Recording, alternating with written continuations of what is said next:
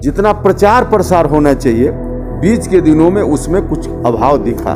ये क्या इस कमजोरी आई, लेकिन अब उस कमजोरी को दूर करके जेडीयू को फिर से नंबर 1 की पार्टी बनाना है। नहीं, कानून से हर समस्या का समाधान नहीं हो सकता। कानून बनाकर जबरदस्ती करके हर समस्या का समाधान नहीं हो सकता। स्वाभाविक रूप से अभी सब जगह एक तरह की शिक्षा नहीं पहुंच रही है, केवल बिहार का मामला नहीं है। लोग ये भी कह रहे हैं कि ये आने वाले समय के मुख्यमंत्री भी हो सकते हैं।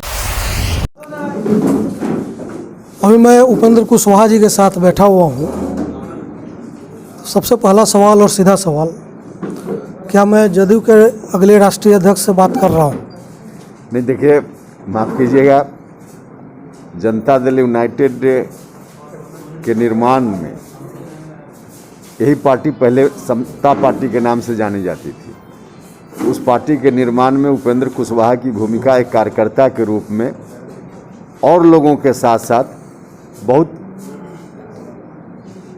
कहिए कि फाउंडेशन में हम सब लोग थे।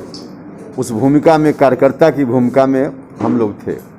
आज भी हम उसी कार्यकर्ता की भूमिका में हैं और आगे भी कार्यकर्ता की भूमिका में रहेंगे। नीतीश कुमार जी के नेतृत्व में इस दल को मजबूत बनाना है। समता पार्टी से अब तक का आपने एक लंबा सफ़र तय किया है।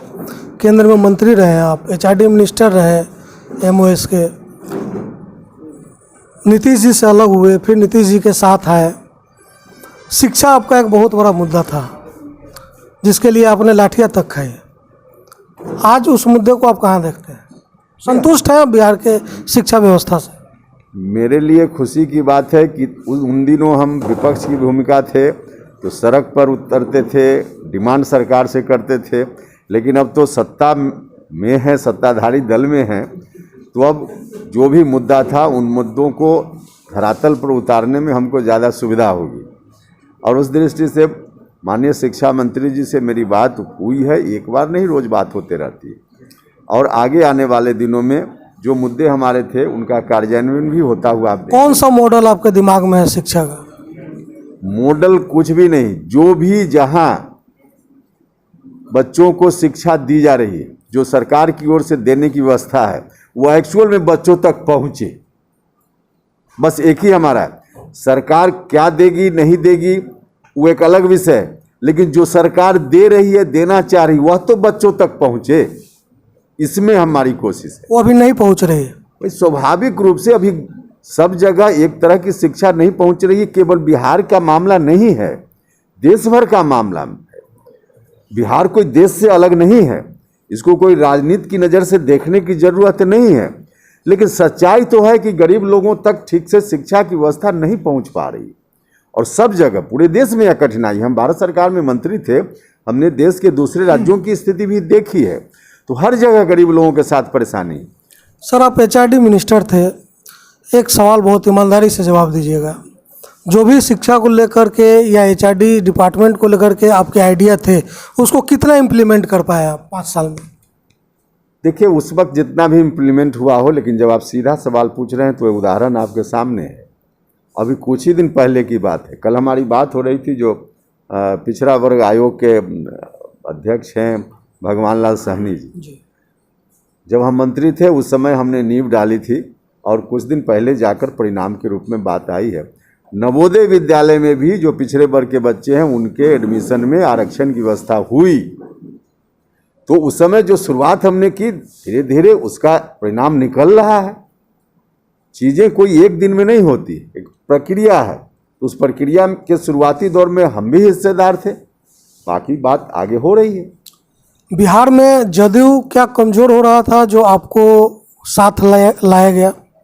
देखिए, मुझको साथ लाया गया, कमज़ोर हो रहा था ऐसा नहीं। हालांकि मजबूती की ज़रूरत है, पार्टी की मजबूती की ज़रूरत है। समाज के सभी वर्ग को ले चलने में विश्वास रखती है हमारी पार्टी। और स्वाभाविक रूप से माननीय मुख्यमंत्री जी का जो काम रहा है उसके चलते समाज के सभी वर्ग के, जो खास करके कमज़ोर वर्ग के लोग हैं, महादलित बंधु हैं, अल्पसंख्यक समुदाय के लोग हैं, अति पिछड़ा वर्ग के लोग हैं, या सामान्य जाति के भी जो गरीब लोग हैं, उनके लिए माननीय मुख्यमंत्री जी ने बहुत कुछ किया है।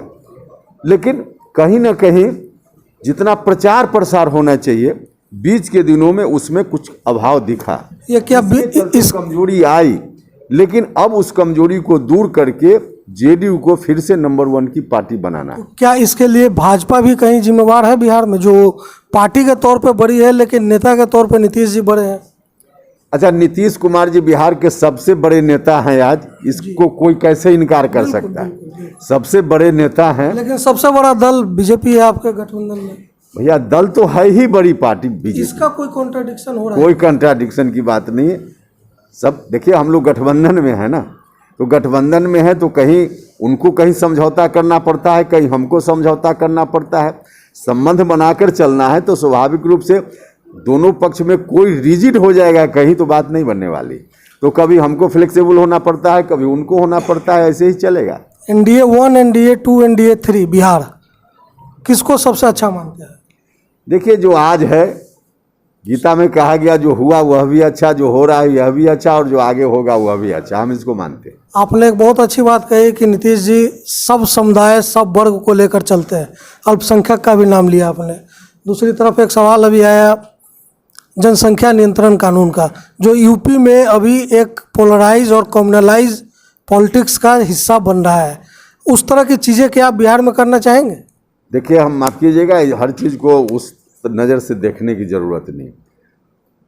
अब इसी तरह के कुछ लोग हैं जो वैक्सीनेशन में भी गलतफहमी पैदा करने का काम किए।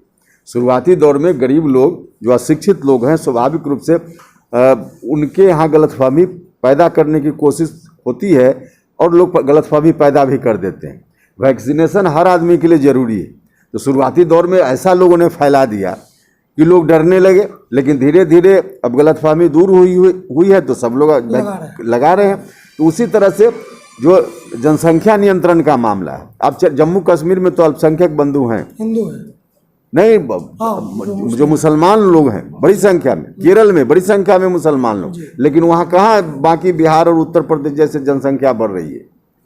आप देख लीजिए जनसंख्या, यही तो बात है कि नहीं बढ़ रही है, ये असमानता है। नहीं बढ़ रही है, नहीं बढ़ इसलिए कि वहाँ शिक्षा ज़्यादा है, केरल में शिक्षा ज़्यादा है, तो शिक्षा के अभाव के कारण मतलब लोगों को ठीक से समझाया बुझाया जाए। इस चीज़ को कानून से कंट्रोल किया जाए या शिक्षा से? नहीं, कानून से हर समस्या का समाधान नहीं हो सकता। कानून बनाकर जबरदस्ती करके हर समस्या का समाधान नहीं हो सकता। आदमी है ना, आप हमसे प्रेम से मांगिए, हम अपना हर चीज़ देने के लिए तैयार हो जाएंगे। अब जबरदस्ती मांगिएगा तो फिर कहीं ना कहीं कठिनाई होगी। तो आदमी को समझा के बुझा के, और जो जनसंख्या वृद्धि के चलते परेशानी है, उन परेशानियों से बैठा के समझा के कि भाई इससे यह दिक्कत है, लोग स्वतः मानेंगे। Thank you sir. एक सर साहब, अभी आप चंपारण में है, मोतिहारी में है, मोतिहारी की कुछ अपनी समस्या है, चीनी मिल, गन्ना उत्पादक, गन्ना किसान, मोती झील और धनौती की बात इन्होंने की। ये सब कुछ बहुत बेसिक समस्या है। मोती झील को अतिक्रमण मुक्त कराने के कई उपाय होते रहे हैं, अभी भी हो रहे हैं। ये चीनी मिल का कुछ आप सरकार की तरफ से चाहेंगे कि कुछ इसका समाधान निकले? सरकार की ओर से इतना अच्छा समाधान सिर्फ एक चीनी मिल को ध्यान में रख के नहीं, लेकिन इन तमाम चीनी मिलों को ध्यान में रखकर। चीनी मिल घाटा में क्यों चल रहा? इथेनॉल का बहुत अच्छा हो रहा है। इसके लिए बिहार सरकार और आपके उद्योग मंत्री को बहुत बहुत धन्यवाद बिहार वासियों की तरफ से। लेकिन पार्टिकुलरली मोतिहारी चीनी मिल का जो दुर्दशा है, चूँकि अभी इस वक्त हम यहाँ बैठे हैं, तो इस पर आप कुछ आश्वासन यहाँ के लोगों को देंगे? नहीं, तत्काल किसी एक के लिए आश्वासन की बात नहीं। जो पॉलिसी बनती है तो लॉन्ग टर्म उसका फ़ायदा दिखता है। इथेनॉल उत्पादन की जो छूट मिली है, इससे अब चीनी मिल चलाने वाले लाभ में होंगे। सिर्फ चीनी का उत्पादन करके लाभ नहीं मिल पाता था लोगों को, जिसके चलते किसानों को भी ठीक से नहीं फ़ायदा पहुंच पाता था। चीनी मिलें बंद हो गई थी, लेकिन उसी दिशा में इथेनॉल के उत्पादन की मंजूरी उसी दिशा में एक बहुत बड़ा कदम है। Thank you sir. अभी केंद्रीय विश्वविद्यालय का आज 5 साल हो गया, अभी तक भूअर्जन नहीं हुई, जिसके चलते वहाँ बिल्डिंग नहीं बन पा।